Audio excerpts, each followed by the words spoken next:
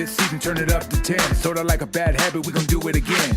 Ready or not, we're gonna tie up some men. Go tell a 36, try to grab all the friends. We're back like we never left. On track like a treble clef. Skip a beat on the 7th rest. Bring feast, we don't pass them over. We got the first fruits, no way to show us. This yoke is easy, this burns light. Even with a loud mouth trying to eat at the mic. Even if we down south, the humidity spike. Veils torn in two, so we gon' be alright. Don't stop, they're in need of it though. Through grace by faith, they could easily grow. New wave, new age, new way to see bro. Now one truth, life, one way to his throne.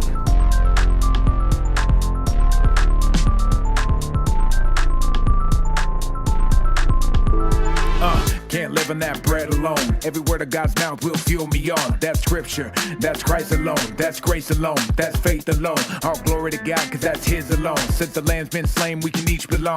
The Lord is my strength, my peace, and my song. Yet I'll lay it all down at the feet of his throne. So relax, got it still in control. He knows every care, every fear that you hold. He knows every hair, every need for your soul. Nothing new around here, this story's been told. I'm just saying there's a time in the season you gotta be a Berean. If you just hear and believe it, you could be walking with demons. It could be rendering season. All the things that go to God, that's a little like treason. Wait, welcome back my friends. Did you ever really think we could pass the 10? Our socks up, we about to trend. Cause the whole 36 wanna rap again. Wait, sounds so good to be true. Like Rabbinic Land, ain't no ladder, just shoot. We hold true if it's loaded in the cannon. Best believe it's understanding, if it's not it ain't proof. Like sacred name of the 2-house frame. He gets something tickle, then you fill it in the blanks. It's hide and seek, let's see if you can find out all the little messages you hit before the timeout. Ever seen a scholar with a blue belt? I have, he's about to make your food melt. The loud one and he strikes again, but don't let him close range, he gon' bite your friends. So relax, got it still in control. He knows every care, every fear that you hold. He knows every hair, every need for your soul. Nothing new around here, this story's been told. I bet you feel weak and your life is in tatters. With Bruce Street, your body is battered. You can't reach, trying to climb up that ladder. Sit back and hold fast till Messiah matters.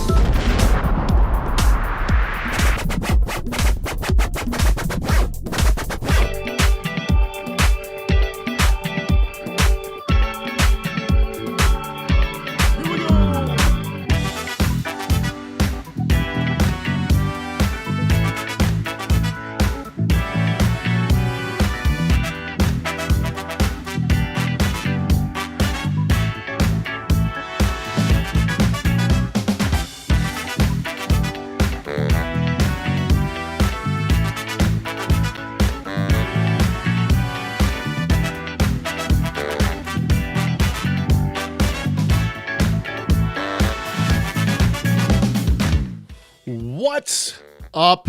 Welcome to Messiah Matters. This is episode number 551. If you're new to this show, let me introduce myself. My name is Caleb Hegg. I'm the director of Torah Resource, a Messianic Jewish company, started in 2002. Wait, there's a twist. We happen to be one law. If you don't know what that means, stick around. I'm sure you'll figure it out pretty quick. Okay. A lot going on right now. First of all, all of your dreams, everyone in the chat room, everyone who watches this show on the regular, your dreams have come true. My keyboard has finally died. So I got a new keyboard on the way. The one that continually disconnected, gone. So I'm making do with what I got today. Hopefully next week I'll have a new keyboard. I got to tell you this. Now, we got people in the chat room. And welcome to everyone in the chat room. Over the weekend, I must have had, I think maybe four emails about people who don't have a community and don't know what to do. Don't know if they should go back to the church. Don't know. Literally 4 emails. That's more than usual, let me tell you. My family is in a lot of the same position. We're kind of wondering where the Lord is taking us and what where we're going to land. Man, with everything that has happened recently, going to the MJAA conference, and there's just a lot going on right now when it comes to people not having community. I'm going to try to fix it. I'm going to try to do something. Now, talk to some guys, yesterday, today, and emails and whatnot.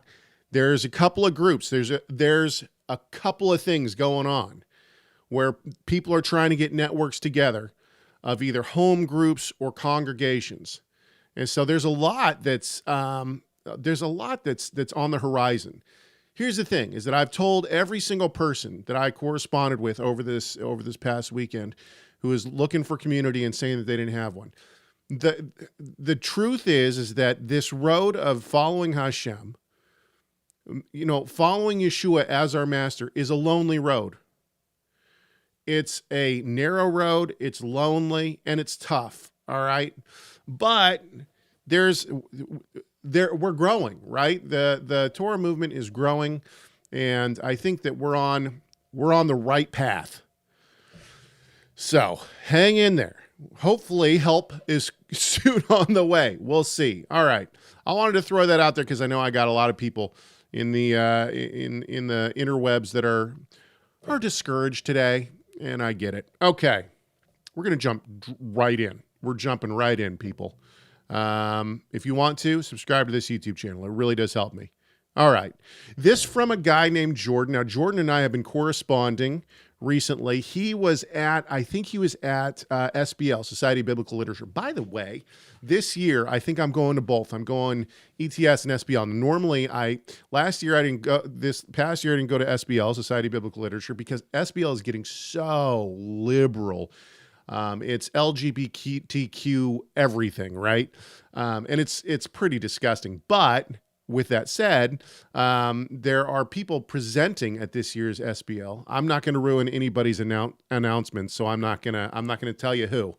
But I think there's going to be a pretty darn good showing of Torah observant believers. And when I say darn good showing, think of in a conference that has 10,000 people, you're looking at 10, 15 guys, right? But to me, that's a good showing because before it's been 2. So anyway, my wife might be showing up as well, at least to ETS. It's going to be good. We're going to have fun. Okay, so anyway, why did I bring that up? Jordan and I have been writing back and forth. He's a scholar. He has been at SBL and met some of my friends at this last SBL. I wasn't there, but corresponded with them. And so he reached out to me, and we've been having some great interactions. He sent me some of his papers and some of his takes. He pushes on me a little bit in terms of one law, and that's okay.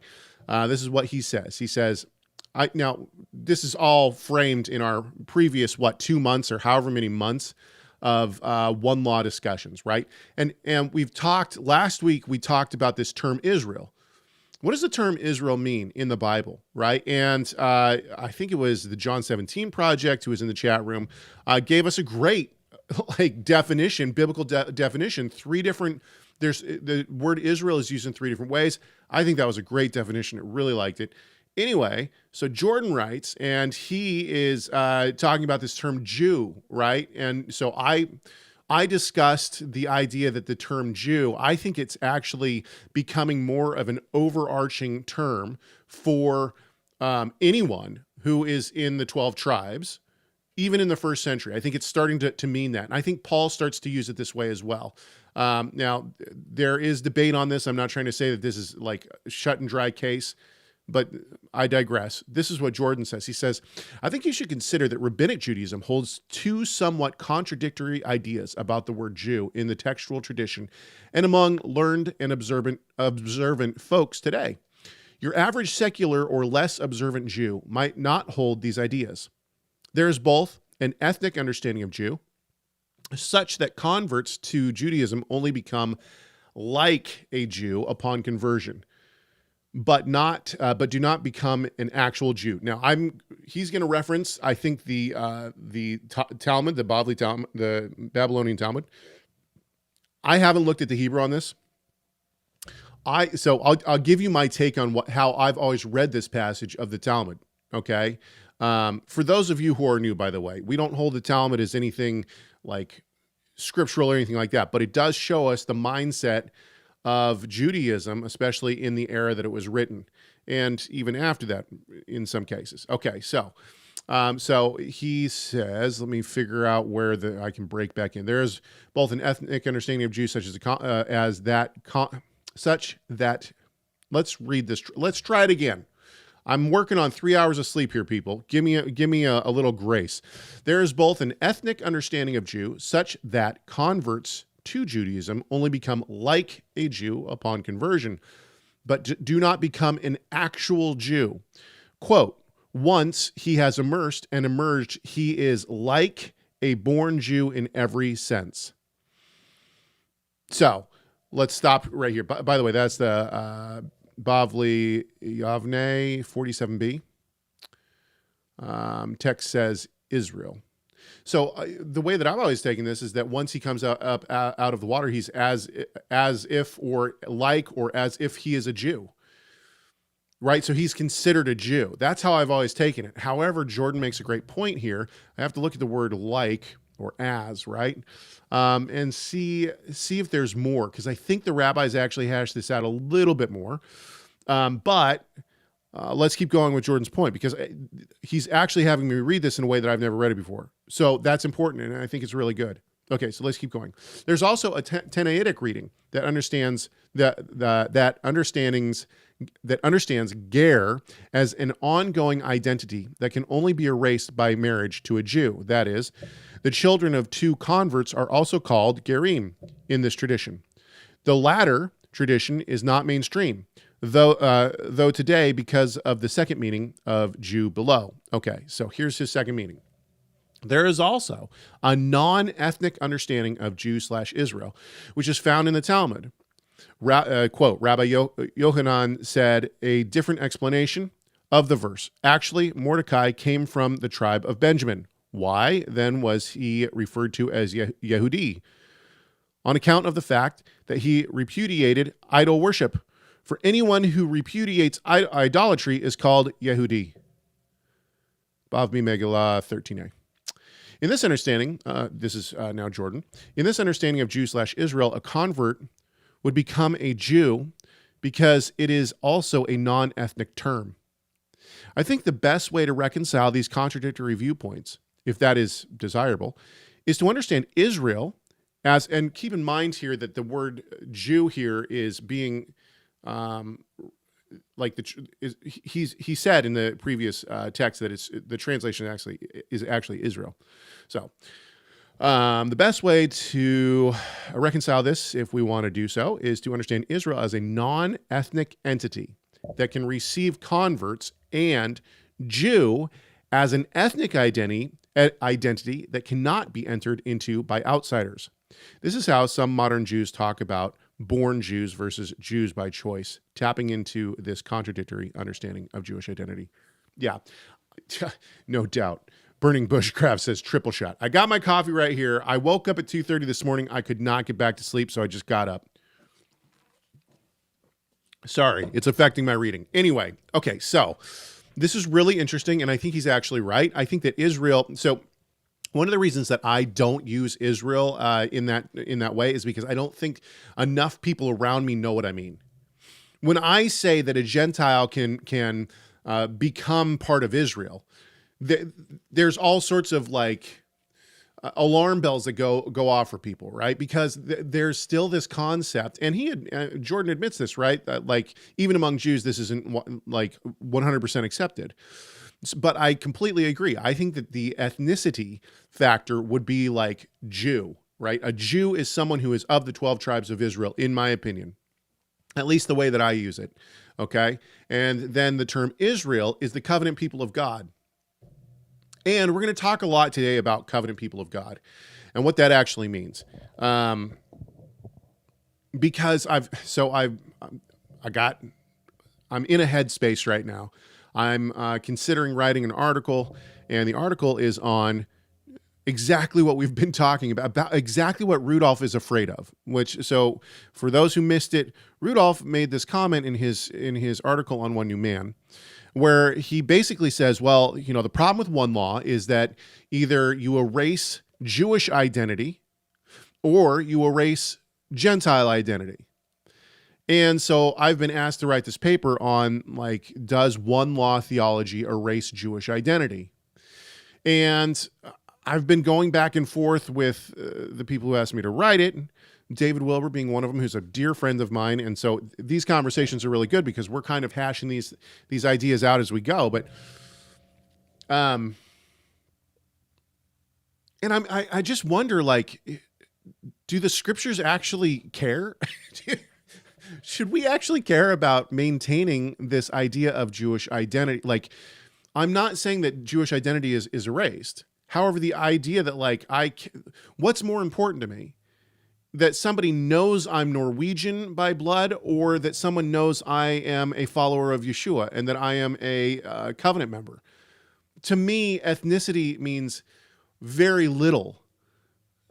It's not that it doesn't matter. In fact, we're going to talk about some of the ways that the idea of Jewish bloodline actually does matter today, and how maybe we should be viewing it. But the scriptures, it seems to me, let's just say this and we'll try to leave it at this for now. It seems to me like the prophets don't care about maintaining this Jewish identity or this Gentile identity. Is it there? Yeah, it's there, but they don't care about it.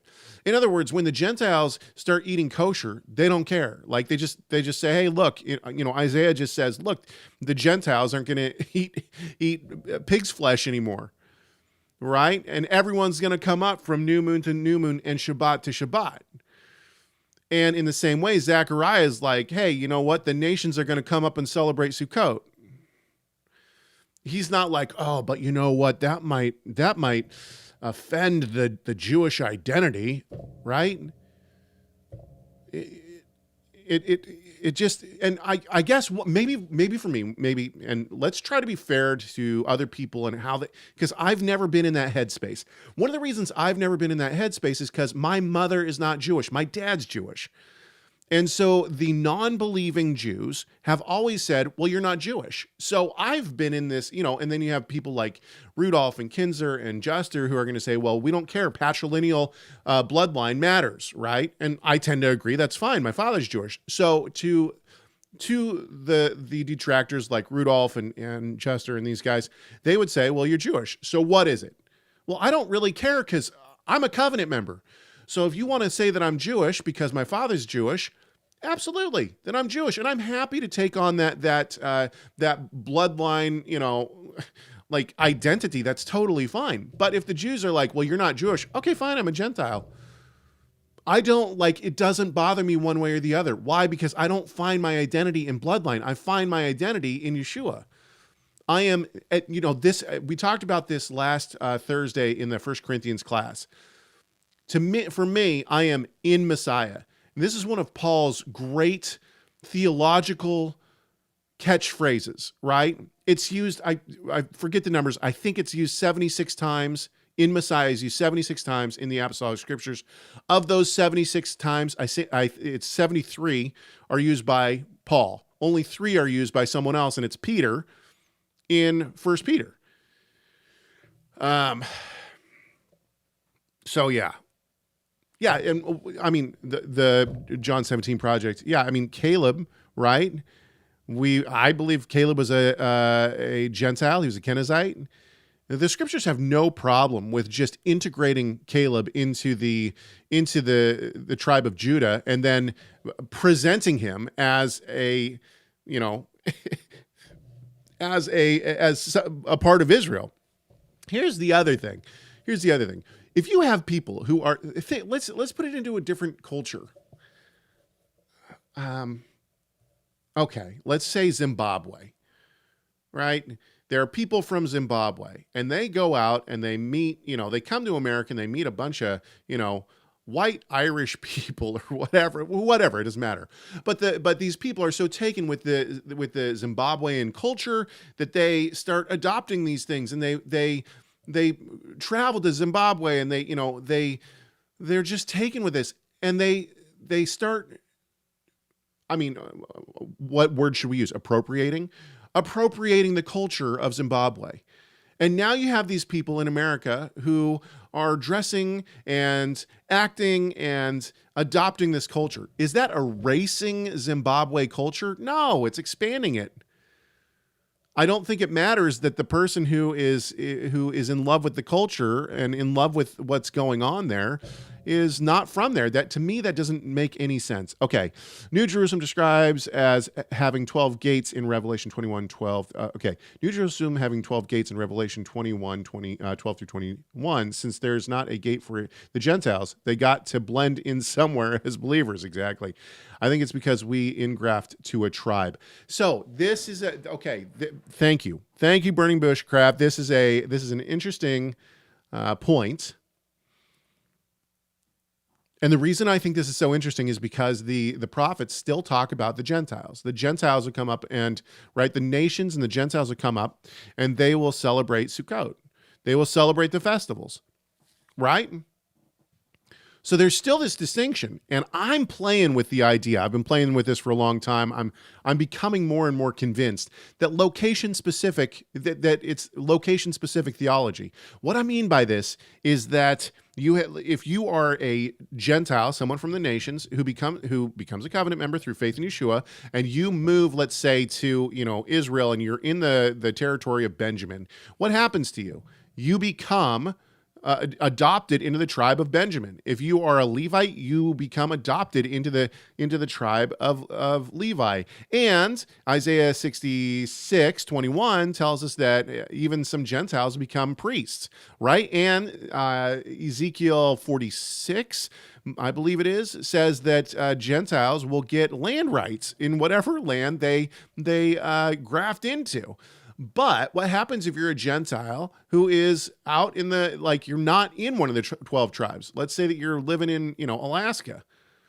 Well, you're still a covenant member, but you're not integrated into one of the tribes, because at that point, it seems that the tribes will be land specific. And so to me, this is how the prophets are seeing the Gentiles, still this distinction of people who live in the land and people who don't live in the land. And I don't think it's derogatory. I think it's the nations and the people who are in the land. Anyway, okay, let's move on. Before I go on, I just want to say this to you. Please, please, please, please, if you get nothing else, please subscribe to this YouTube channel. I know it sounds weird. It really does help me. You can be part of this conversation as well. You can always send me emails, as many of you do. Thank you, by the way, everyone in the chat room who has sent me emails over this past week. I appreciate it. CHageTorahResource.com. That's my email address. I read every email that comes in. 253-465-3205. It's 253-465-3205. That is the comment line. You won't talk to me. You just talk to an answer machine. Okay. And then, of course, Torah Resource. Go to Torah Resource for all sorts of stuff. Abraham circumcised all of his household in Genesis 17, even a foreigner. Yeah, and actually, Hebrew Hill, what does it say in that passage? It says that he's supposed to circumcise any male within his household throughout all your generations. Okay. Yes, let's move on. So this is going to get fun. This is another one. This is from, I think I'm saying this name right. Rain. Okay. This is what he says. I have a question about what you seem to have stated, I think twice in your last show. You seemed to make a distinction between the new covenant and the older ones, Abrahamic Promise, in terms of how those are assigned to someone. Okay.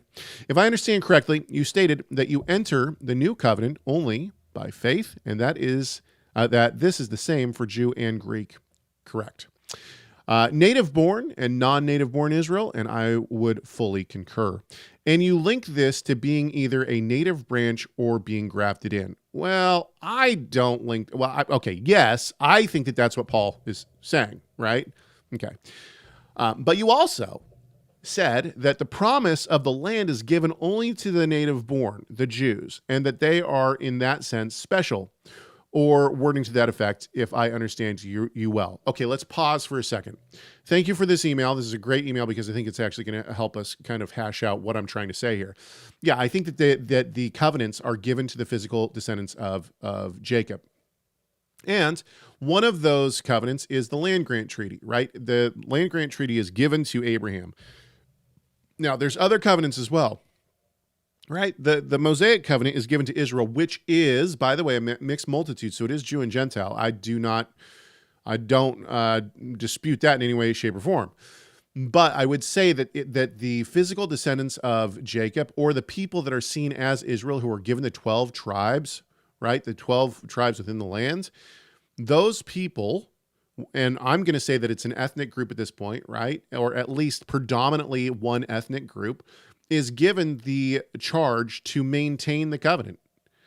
And what does it mean to maintain the covenant? Now, some people are probably going to say, well, it means to keep the covenant. Yeah, I would say that as well, right? Obviously. But also, I would say that they actually are meant to preserve it. And this is exactly what the Jews have done. The Jews have been meticulous, and I do mean meticulous, about how the Torah is transmitted. And not just the Torah, but also the prophets and the writings, right? The reason that we have the Tanakh today, and the reason that we have it in such pristine transmission, is because of the Jews and the way that they have transmitted it. This is a huge blessing, and I think that it's one of the things that God charged the Jewish people to do, the descendants of Jacob to do. He also charged the descendants of Jacob to keep the land within their tribes.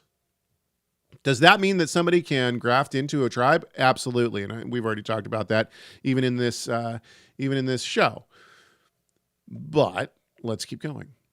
This last part puzzles me in the sense that I see a couple of examples in Scripture that seem to not align with that. Caleb, and I suspect many more of the mixed multitude's offspring, get land rights, as they seem to be also grafted in terms of the Abrahamic promise. Okay, let's pause for a second. So I think that we just need to make sure that we're being very precise here. There is a difference between the Abrahamic Promise and the Abrahamic Covenant, right? The Abrahamic Covenant is a land grant treaty to Abraham's offspring, that the land essentially is his descendants. And that the land, this is the covenant, right? As long as they do what God tells them to do, that He will protect them in that land, and that this land is theirs, right? It's the gift of the great King to them. Okay, the Abrahamic promise is different. Now, it could be attached to the covenant, but the Abrahamic promise is, in your seed all the nations of the earth will be blessed. And I think that this is a looking forward or a foretelling of the new covenant. So we already have the idea of the new covenant within the Abrahamic promise. That Yeshua is the one who would, through Abraham's seed, would bless everyone. This, of course, is also attached to the Davidic covenant, right? But we need to be careful because there's a distinction here, and I think we're going to get to it here in just a few seconds. The almost entire first generation of Israel being liberated from Egypt are cut off from that promise in the sense that they are not allowed to enter the land. Now, once again, I think that we're mixing up promise and covenant. Yeah, why are they cut off? So are they cut off from the promise? That's up to God. Whether or not there were people in the wandering generation that died in the wilderness who were part of the new covenant and participated in the blessing of, in your seed all the nations of the earth will be blessed, something that Abraham does, right? Because he believes God about the seed, and it's reckoned to him as righteousness.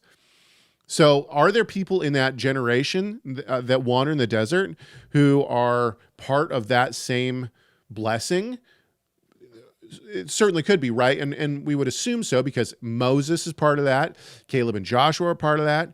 Aaron is part of that. So, and many others that we could look at. Now, are there people who are not? I think clearly. But that's different than the land grant treaty, right? Because why were the people taken away from that covenant? Because they rejected it. They get to the land, they reject the covenant. They say, we're not going in to take the land. So they reject the covenant. God says, all right, fine. Come on. Let's wander around a little bit until you're gone, and now your kids are going to get a chance to take it. And then the kids do. They say, all that you say we will do. Okay, going on. The latter even includes Moses in a way. And of course, I would in no way suggest he was cut off from the branch in terms of the new covenant. I agree. But he does seem to be cut off in terms of the Abrahamic promise. No, I would say he's included in the Abrahamic promise. If he's in the new covenant, he's included in the Abrahamic promise. In your seed, all the nations of the earth will be blessed through Yeshua. I added the through Yeshua, of course, but that's how they're blessed. So Moses is blessed in that. Right? Now, Moses is not, we also have to be careful because Moses is not, he doesn't reject the land grant treaty when Israel does. That's not why he doesn't enter the land.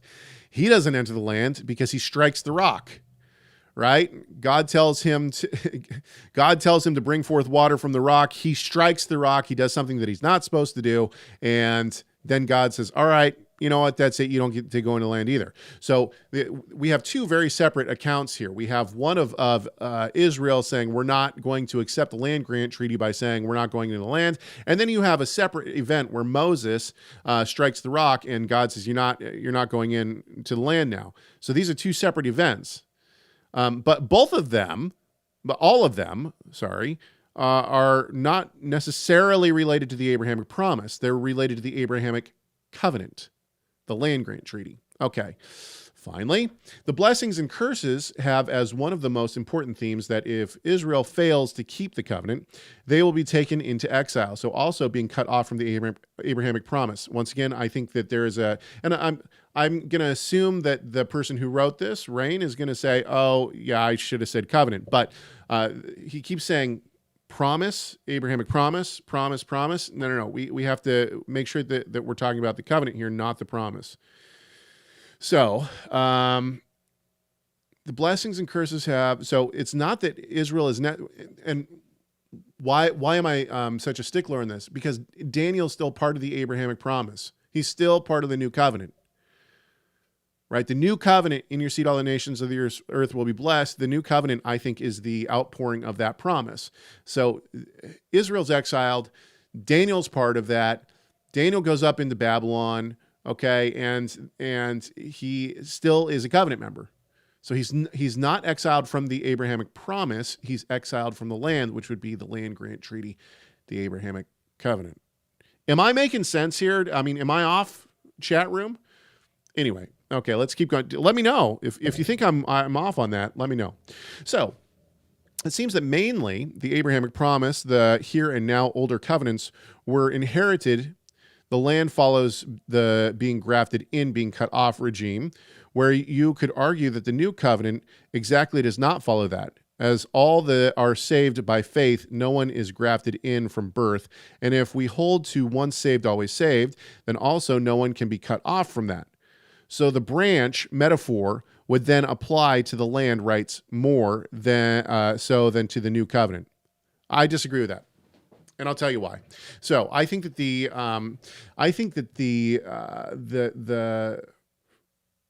branch metaphor is the covenant people of God. That is Israel. And I think that people are born into Israel. People are born, they're circumcised, okay? They're brought up in the commands of God with the Torah, right? So they are raised, they're born into the people of God. They're born into the people of Israel. Now, does that mean that they're new covenant members? No, it does not. But the root is the Abrahamic promise. In your seed, all the nations of the earth will be blessed. Does that mean that a person? So I agree. Once saved, always saved. I believe that. But the point is that doesn't mean that these people are necessarily saved. It means that that if they don't believe in the seed, they're taken off. That doesn't mean that they were saved initially. It means that they're taken out of that branch. They're taken out of the covenant people of God.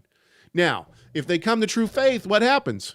They can be grafted back into Israel. They become true covenant members again, right? Now, let's take Rain's idea a little bit. If a person is cut off through unbelief from the people of Israel, does that mean that they're not covenant members at all? I think that this is really where Rain's going here, right? I think that really the idea, and I understand the once saved, always saved reference. I think that there's a little bit of fluidity here in Paul's metaphor of the branch. Ultimately, I think that Paul sees the idea of a remnant, right? Elijah says, what does he say? Am I the only one? And how many are left? God says, I've reserved for myself. Is it 70? Anyway, so the point is that there's a remnant that has always believed in the seed. Abraham is one of them, right? And so ultimately, the people of Israel, the Jewish people, the physical descendants of Abraham, of Jacob, make up this idea of Israel. But guess what? All these branches are broken off because they don't believe. And what are you left with? You're left with the remnant that believes and is part of the new covenant. Now, the Jews who don't believe, what happens if they come to faith? Are they just out because they've been broken off because of unbelief? No, they're grafted in. They're grafted into the remnant. That's how I see it. Now, I fully admit that there are not only many, many more ideas of what this could be, but as my father has always said, I wouldn't fall on my sword for this belief. In other words, it's not one that I'm going to the grave for. So if you have a better idea on what the branch, what the root and what the tree is, by all means. But I think that the root being the Abrahamic blessing and the tree being Israel, I think is the best explanation I've found. Let's just see if Rain gives us an idea of what his idea of the branch is. Okay, so if you hold to once saved, always saved. Okay, so the branches metaphor would then apply to the land rights more so than to the new covenant. This is, by the way, a reason why I am not sure the once saved, always saved doctrine is the right way of explaining how this works. For me, what I'm saying, if you can't say that it's land grant treaty. So Burning Bushcraft says, this is also why I think that, it sounds right to me, though. I think that the terms are swapped by many. This is also why I think that a lot of Christians say that genetic Israel isn't God's chosen people and the church is.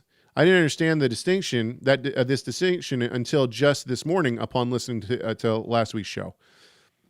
Okay, so I think it's important that you're not, okay, talking about the branches, Paul says that they are broken off because of unbelief. You're not broken off from the Abrahamic Covenant through unbelief. The Abrahamic Covenant is bloodline based. Now, granted, I think what Rain is saying is that if you don't follow God, if you don't have faith, then you're exiled. Right? Israel's exiled. It's maybe something to think about. Let's read the last of his comment here, and then we will move on. I mean, we are grafted into Christ at the end of the day. He is our root. He is our life. So I agree, Christian, that we become in Messiah, right? But I don't think you can be born into Christ. So I don't think that a person can be born into salvation. You come to faith in Yeshua. Right? So this is why I have a hard time saying that the root is Christ. If the root is Christ, then people are born into salvation. And I don't believe that. Now, however, I will say this, that this is, in my opinion, I think E.P. Sanders is right. I think that this was the belief of first century Judaism's. If you're born into the bloodline of Israel, then you are a covenant member, and I don't think they would use the term saved, right? It's interesting because this concept of saved is it's almost a post Christ idea. Now there is this idea of salvation, but it's not how we think of it. And I think that, now, I'm not fully sold on that, but I think that I'm becoming more and more sold on that the more I read Sanders. I think his research is pretty good on this. Anyway, okay. On the other hand, let's finish up this email. On the other hand, the grafted in / cut off metaphor may simply predominantly be an early metaphor of what we also see in today's faith, but then told along the lines of being Torah raised versus being Gentile raised. There is a benefit of being raised in the faith by your parents as you learn Yod-Heh-Vav-Heh's ways from a young age. But you should not look down on those that come to faith at a later age and need to learn everything. Moses is preached every Sabbath. Yeah, I agree. Okay. Very thought-provoking. And I would be interested to hear anybody else's ideas on the tree and root metaphor.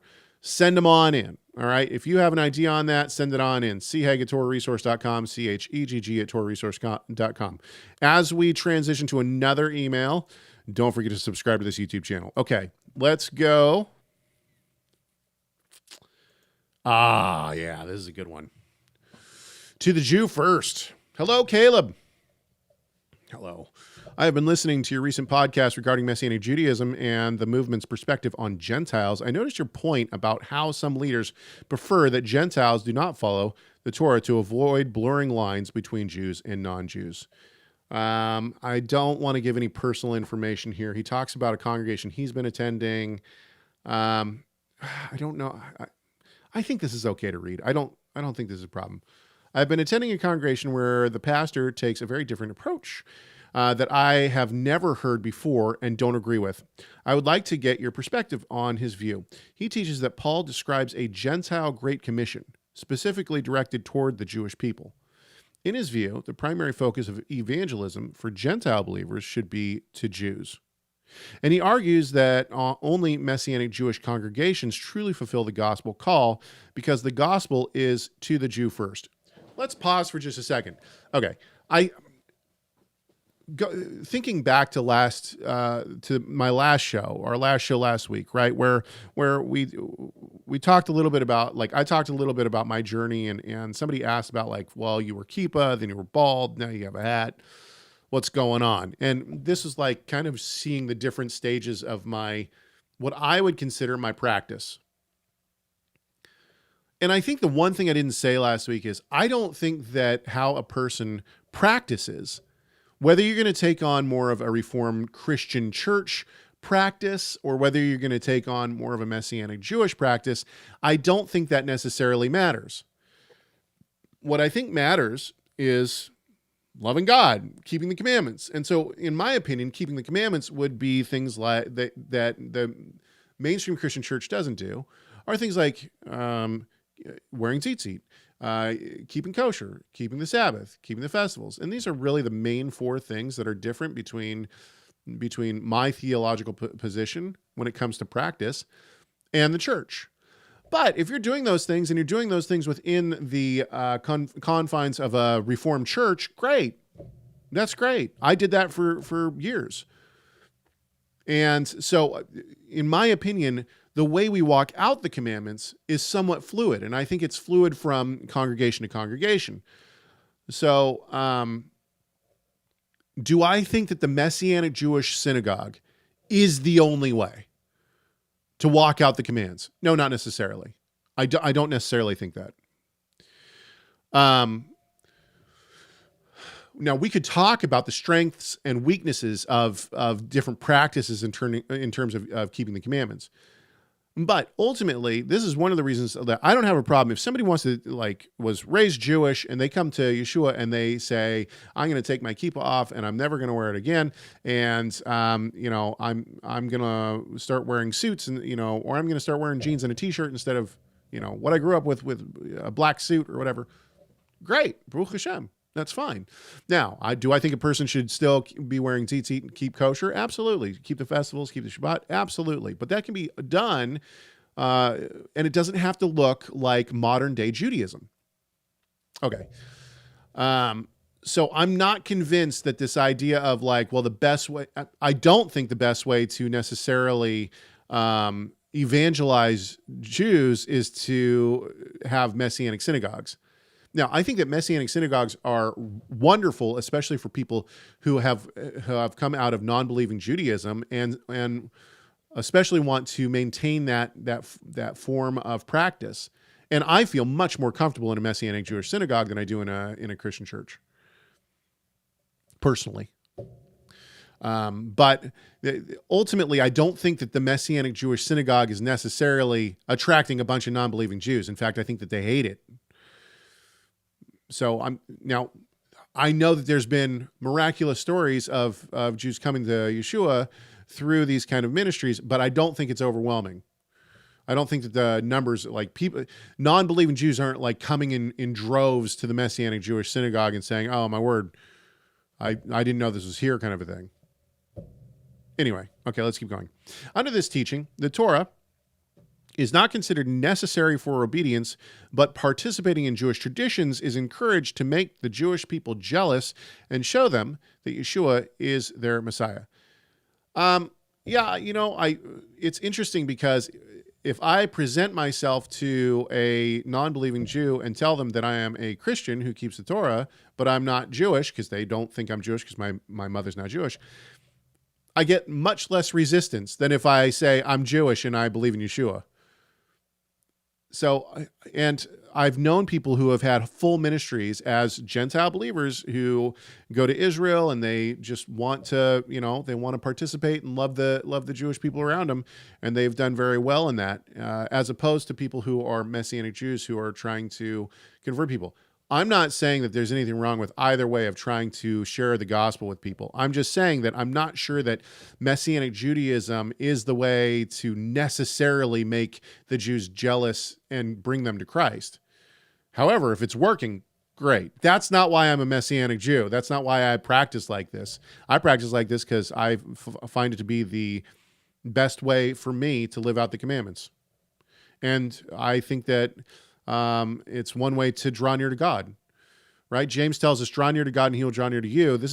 For me, this is the best way I've found to draw near to God and to do it consistently and on a daily basis.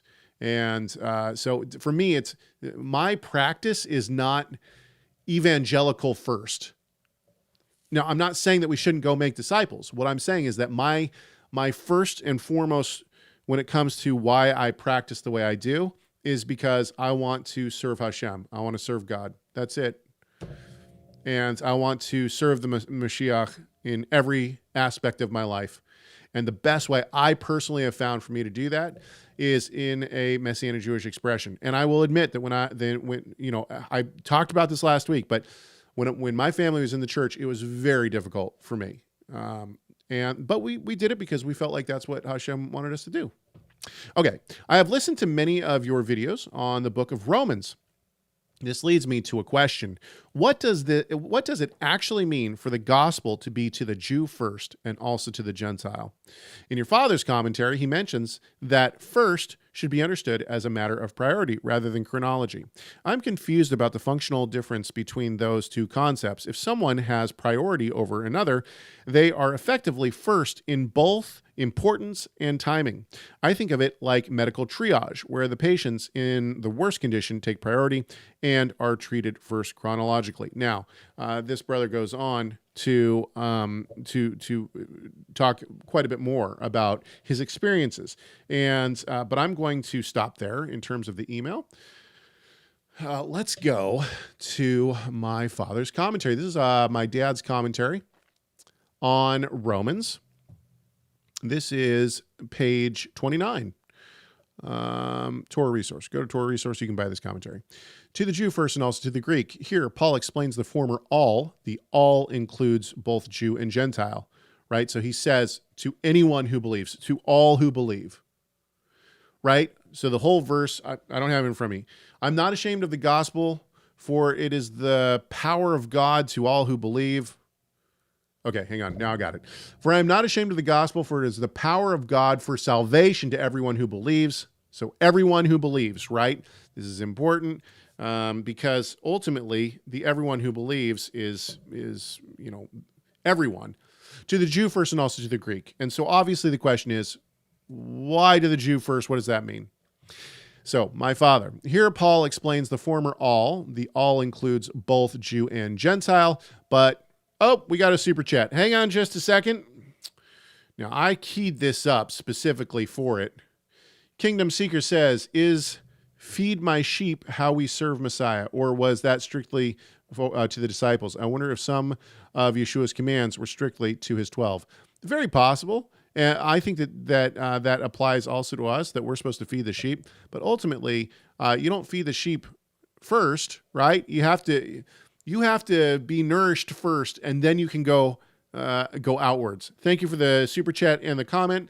Let's give you some sound effects. I hope these work. I haven't even tried this. Let's hope these work. This just shows the quality of this podcast. Let's do one from Rob. Here we go. Weights and measures. How rude! Why do you hate the Rob and Caleb show? Been a while, hasn't it? Honestly, I think they're vain, stupid, and incredibly self-centered. You've been blessed. Oh, man. It's been so long since we've had a good super chat where I've had my soundboard up. Some throwback audio. I miss Rob. Okay, here we go. Where were we? But he also emphasizes something. This is my father, by the way. He also emphasizes something that is at the heart of his understanding of salvation as a whole and why he is not ashamed of the gospel. Paul's mode of operation was to the Jew first and also to the Greek. That is to say, for Paul, the promises made to the fathers, that's really important. The promises made to the fathers, okay, must inevitably be fulfilled. And that part from its fulfillment, there is indeed a great deal to be ashamed of with regard to the gospel. Thus, it was Paul's habit to go to the synagogues first and to proclaim the message of the gospel to his own brothers as a matter of priority. That he would teach that the salvation of the Gentiles would form a jealousy which would draw Israel to Yeshua is in itself a demonstration of the priority which he places upon the salvation of Israel as the necessary fulfillment of the gospel message itself. Thus, first should be understood in the sense of first in priority, not first chronologically. And he goes on to quote Cranfield. So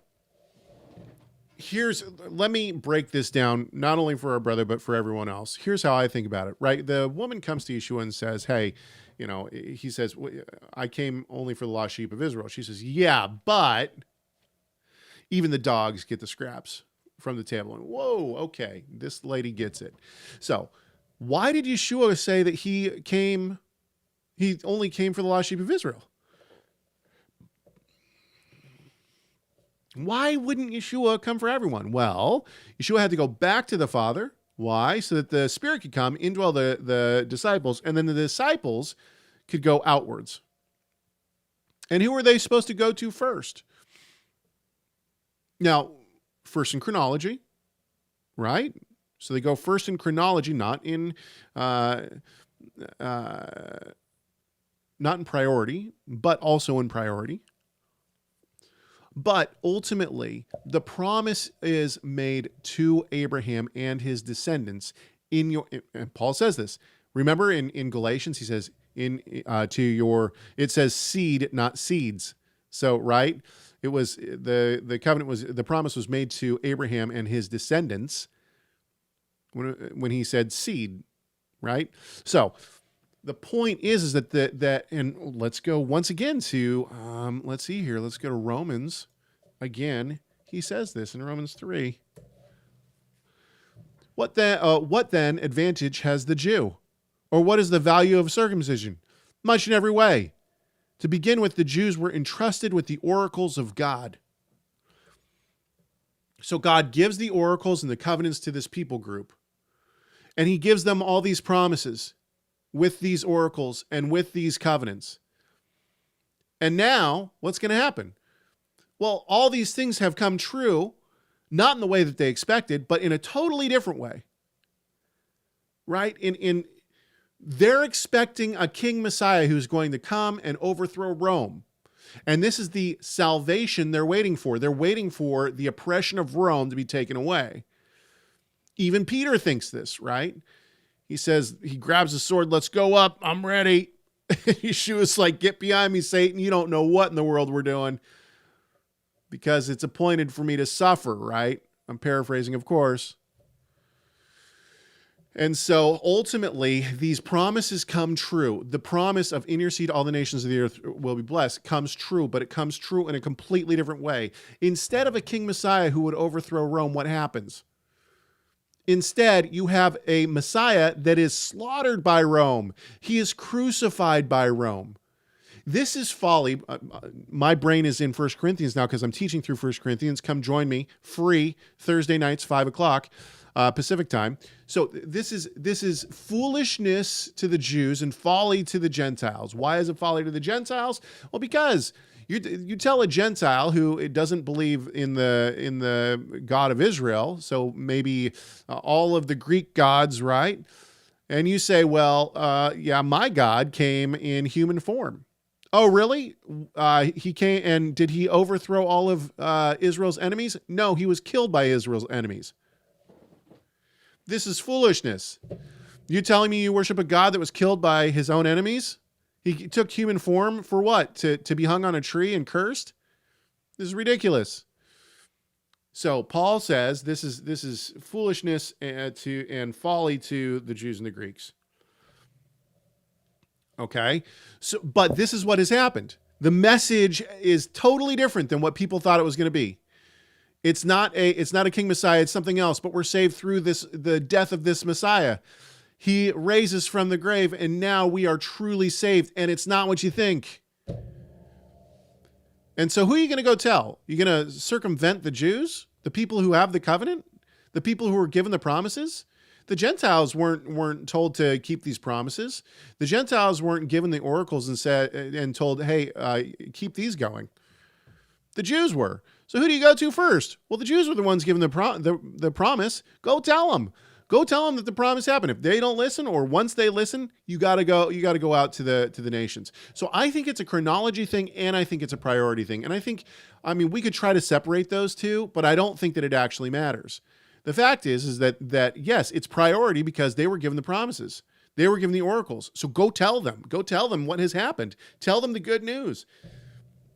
Tell them that they got it wrong in their interpretation, but guess what? It's way better. It's so much better. Yes, you're still going to be oppressed by Rome, but guess what? The eternal salvation of the soul has been effected, and now we understand. Now we get it. Abraham longed to see my day, and he saw it and was glad, right? So Yeshua says this, and now they're starting to put these dots together. Oh, I get it. So it's not that we don't look forward to Yeshua coming again and overthrowing his enemies. But, you have to go tell it's like, let me see if I can give an analogy. A mother loses her child. A mother gives birth to a child. She loves the child so much. She loves the child more than anything in the world. And one day she can't find the child. And she gets people around and she says, hey, I can't find my kid. What do we do? Everybody start looking. Okay. And then this group of neighbors they find the kid. Before they tell the mother, they're going to go and tell the news people and tell everybody else. No, you go tell the mom first. She's the one freaking out. And I see it that way. To the Jew first, they were given the oracles. You have to make priority. Now, the thing is that the thing is that I think that the gospel message has gone out. So I don't think that we need to prioritize attempting to go to the Jew first and then to the Greek. However, I think that there are great ministries in Israel that are trying to share the light of Yeshua. And when I was in Israel, this was a lifetime ago, right? This is in 99.